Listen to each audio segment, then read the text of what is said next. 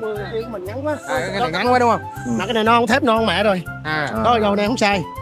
Nó thấy con chưa? Dạ. Đồ này bao luôn nè. Ồ, cái này nãy thấy quất vô mấy cái mà nó không mẻ luôn. Này mới cái nó quăng mẹ nè. Mà nó dày nữa, nặng mấy nữa, thằng tu nữa. Cái đó nhẹ hơn. Nhẹ hơn nè. Mà của Honda á, sờ đây biết à. Cái này của Honda. Đó, thấy không? Nó mỏng nhưng mà nó cứng hơn. Đây. Rồi, coi hình này không? Heavier. Okay. This is Yes, light. yeah, maybe the different material. A little thinner. Thinner, yeah. Cách này So non thế. cái lưỡi này là lưỡi